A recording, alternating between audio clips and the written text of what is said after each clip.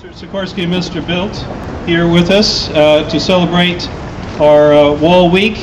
One of the walls that are still to fall in this world, commemorating 20 years of the fall of the Berlin Wall and all the events that happened in Central and Eastern Europe in that momentous year. But thinking forward, it's not the final victory of freedom, what is still to be done. And every day this week we've been having a number of people come and sign the wall the students built. Next Monday we tear it down, and maybe to say a bit, the guests, about what they think about this topic, and maybe to write something on our wall. We're really delighted they're here. So first of all, Carl Bildt, who's the Foreign Minister of Sweden.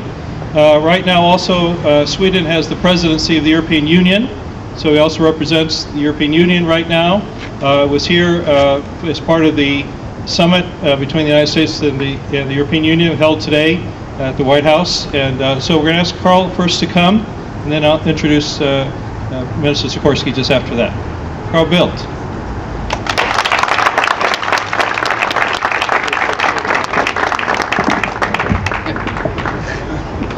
Thanks, Dan.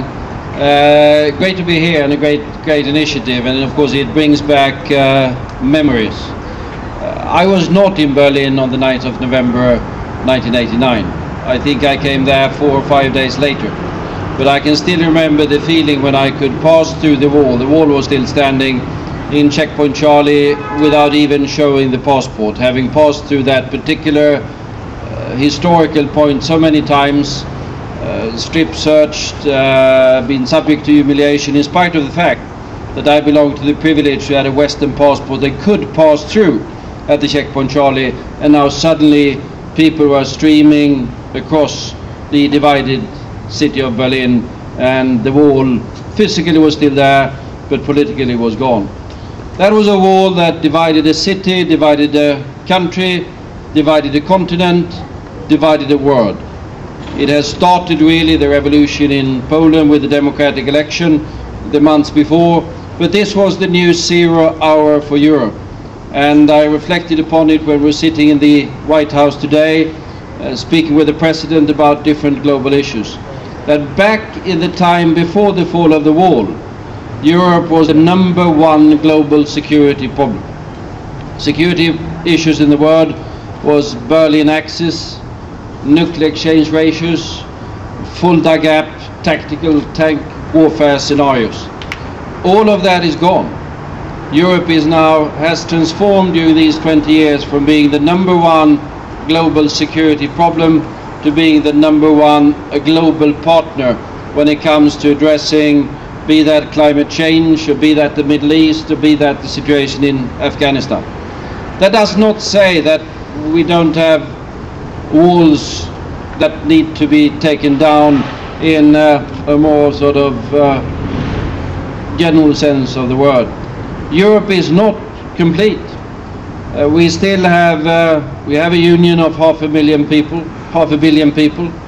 We have a further 100 million people that are knocking on our doors in southeastern Europe, the countries of the Balkans, the people of Turkey. We have all of the people to the east of us who want to be part of our structures of integration. We still have one divided capital in Europe, one divided country in Europe, and that is Cyprus, where negotiations are going on these very days to try to see if we can bring that country together, bring down those walls, in order to demonstrate that we are really about building a world, building a continent where we take down all of the walls and bring freedom and democracy and the rule of the law to each and everyone. These were just dreams prior to the fall of the wall in Berlin. Since then, it's been what we've been working with daily in Europe. We've achieved a huge amount in these 20 years, but there are still tasks ahead of us that remain very important. By that, I think I leave to Radek to go more into the details of the tasks yet to be done. Thanks.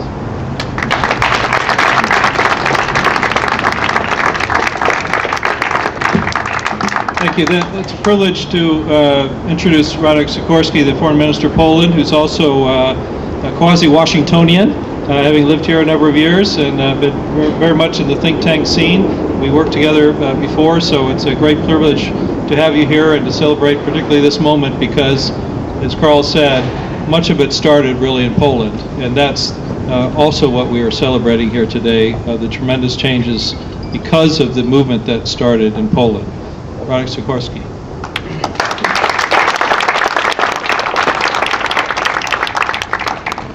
Well, I'm glad to say that 20 years ago I was on the wall, because the war was 20 years ago to this day, the wall was still standing, but in Poland we already had a non-communist government, which is why I could go back to my country after some years of exile. And I was able to drive to Berlin with an American journalist at the first news of the war being breached. And we've been happily married for 17 years now. So I have some personal memories.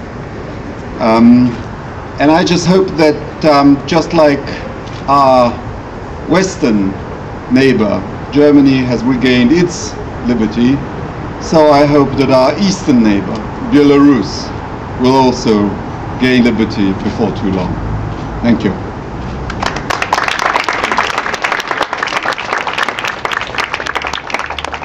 Thank you. We're going to ask the ministers to think of something they want to put on this wall, and I think we have instruments to let them do that. So, Nicholas, you want to provide that for them? They have to think hard now, gentlemen, about what you'd like to do. I think we're also going to have a spray here with the symbol, which is very important to us.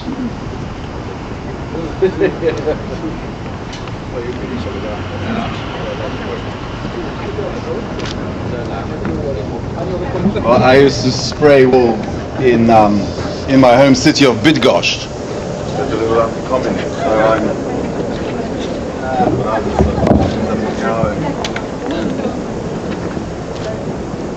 Jak to się robi? O, tu.